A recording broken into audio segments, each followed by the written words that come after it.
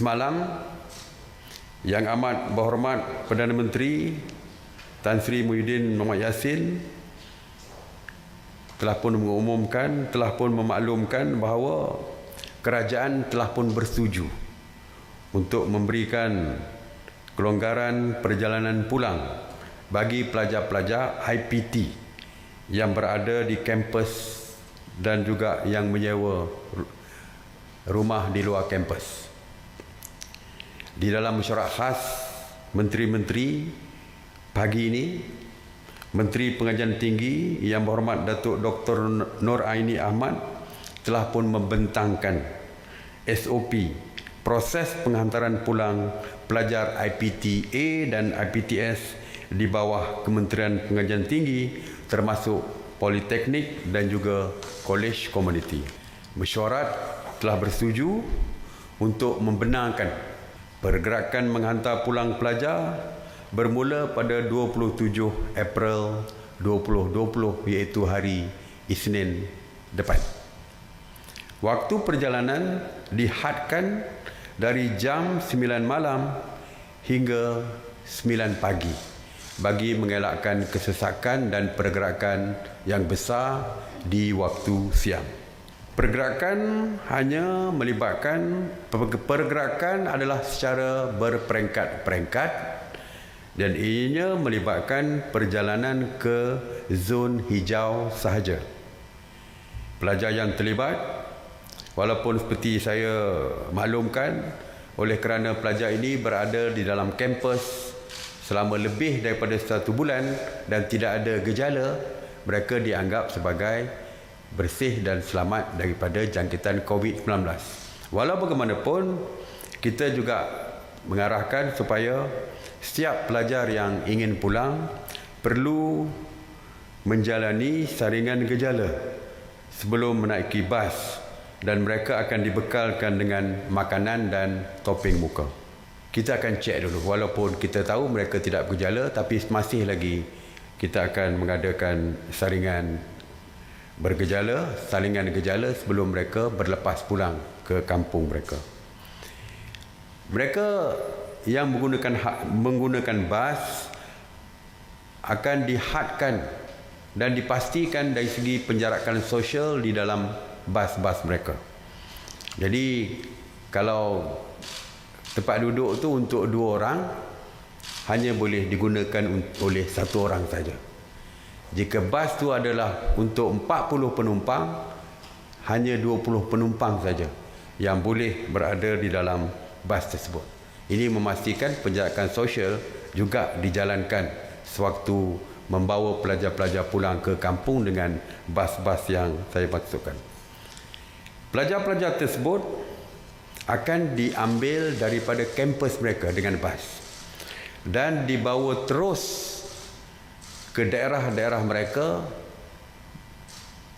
dan dihantar secara terus ke balai-balai polis di daerah mereka dan juga ataupun pejabat daerah.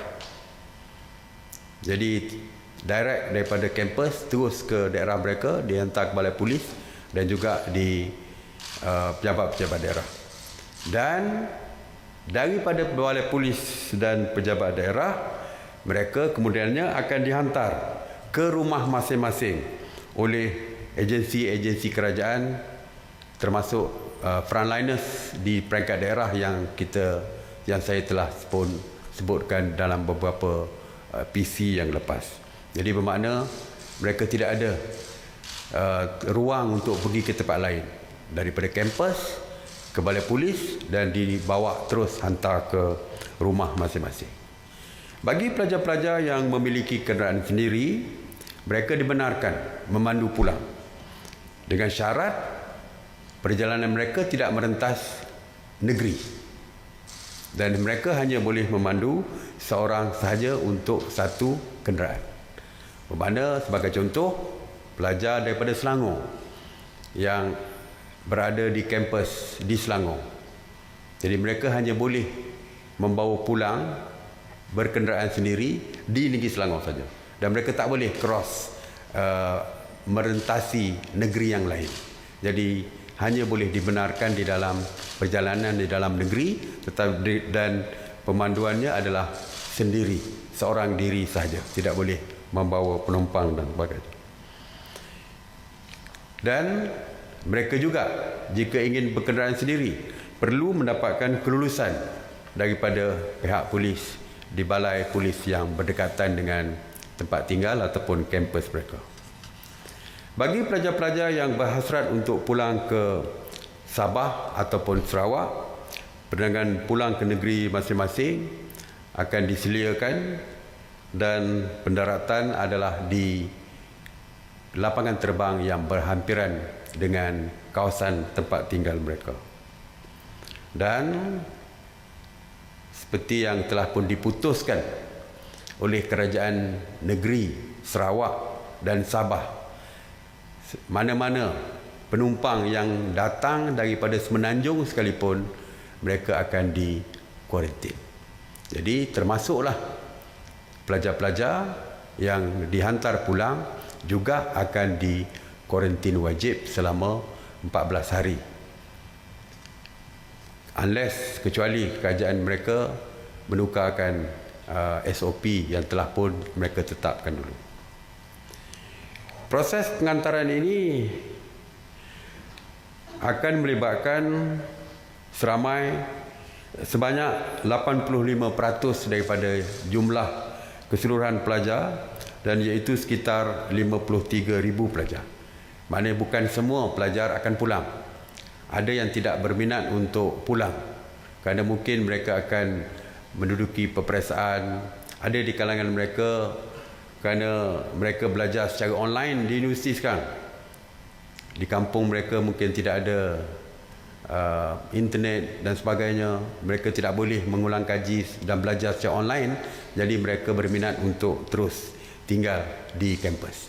Terdapat 15% pelajar yang memilih untuk kekal tinggal di kampus ataupun kolej masing-masing. Dan bagi mereka yang terus tinggal di kampus, kita akan menanggung mereka seperti biasa. Dari segi makan, minum dan sebagainya akan terus ditanggung oleh kerajaan. Dan yang saya sebutkan tadi adalah pelajar-pelajar di bawah KPT, Kementerian Pengajian Tinggi. Saya sebutkan tadi termasuk politeknik, kolej komuniti dan sebagainya. Seperti kita tahu, pelajar-pelajar IPT ada di bawah kementerian-kementerian lain. Sebagai contoh, UniKL misalnya.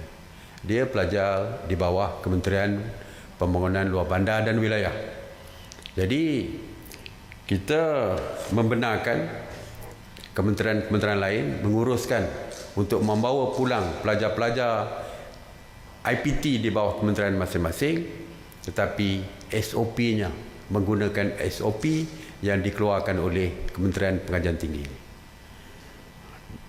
Dan untuk pengumuman yang lebih detail dari segi pergerakan, bila, time, zon mana yang dahulu ke utara, selatan dan sebagainya, saya percaya KPT akan membuat pengumuman tentang perkara yang lebih detail. Jadi kita tunggu pengumuman daripada KPT, Kementerian Pengajian Tinggi, untuk perjalanan yang lebih detail untuk pelajar-pelajar yang akan pulang ke kampung nanti. Jadi itu saja untuk hari ini. Terima kasih sekali lagi. Seruan saya seperti biasa, terus kekal di rumah demi keselamatan diri, keluarga dan masyarakat. Stay home, stay safe. Terima kasih.